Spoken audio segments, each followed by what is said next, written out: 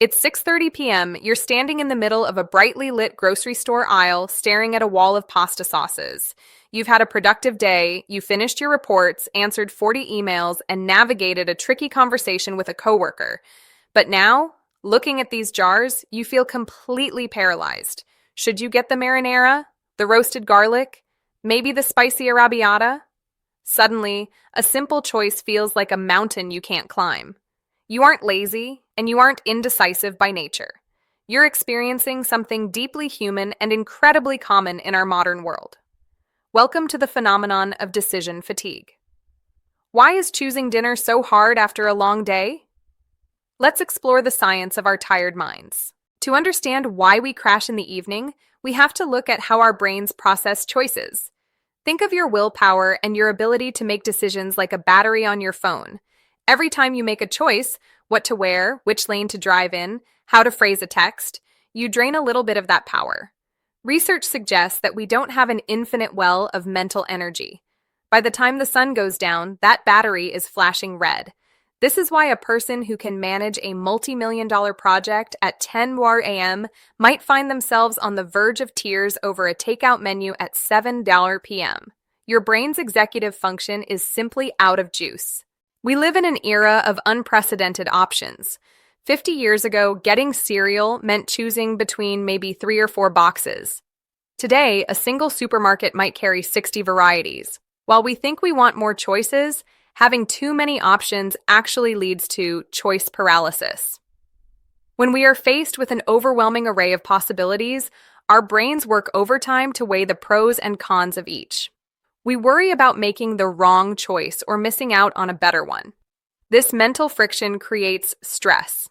Instead of feeling free, we feel trapped by the weight of possibilities, making the final decision feel more like a chore than a privilege. Take Sarah, for example.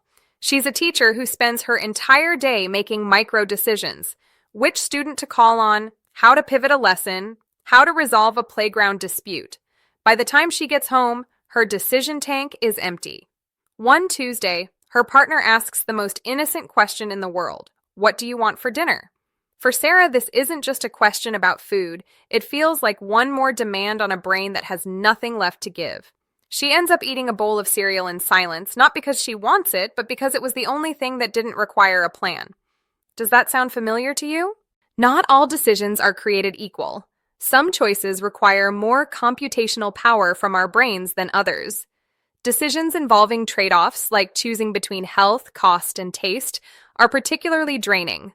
When you're picking dinner, you aren't just picking flavors. You're weighing your fitness goals against your craving for comfort and your budget against your desire for convenience.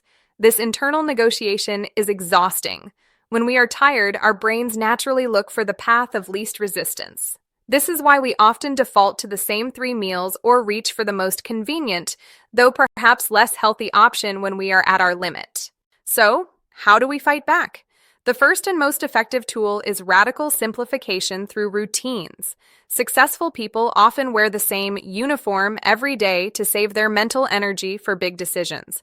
We can apply this to our evening meals. What if Tuesday was always taco night? What if Friday was always homemade pizza? By turning a choice into a system, you bypass the decision-making process entirely. You don't have to decide what's for dinner because the calendar has already done the work for you.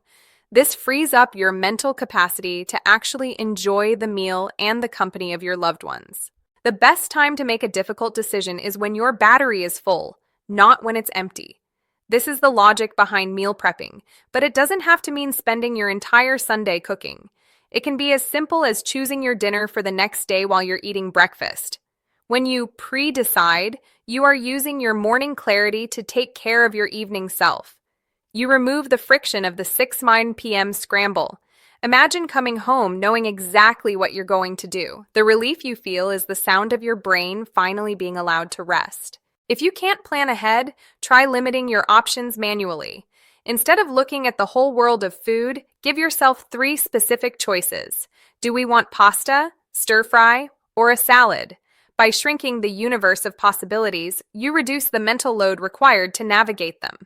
It's much easier for a tired brain to pick between A, B, and C than it is to pick from the infinite X. If you're with a partner, try the 5 to 3 1 rule.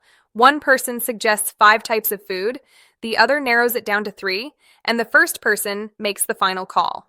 Decision fatigue doesn't just affect our plates, it affects our people. When we are mentally drained, we become more irritable and less empathetic. That dinner tension between couples isn't usually about the chicken or the fish, it's about two people who are both out of cognitive fuel. Understanding this can change how we interact. Instead of asking, "What do you want?"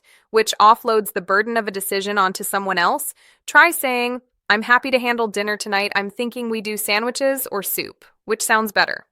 You are offering support by reducing their decision load, which is a small but powerful act of love. We often struggle with dinner because we've been told it needs to be an event, healthy, Instagram-worthy, and perfectly balanced. This pressure adds an extra layer of decision-making. Sometimes the right choice is simply the easiest one. It is okay to have a backup meal, something shelf-stable and simple like beans on toast or a frozen bag of stir-fry veggies, for the days when your brain is truly at 0%. Embracing good enough is a powerful way to preserve your mental health. Not every meal has to be a masterpiece, some just need to be fuel so you can rest and recover for tomorrow. Reducing decision fatigue isn't just about food, it's about looking at your whole day and identifying where you're leaking energy. Could you automate your grocery list? Could you set out your clothes the night before? Each small choice you automate or eliminate leaves more room for the things that actually matter: your creativity, your hobbies, and your presence with your family.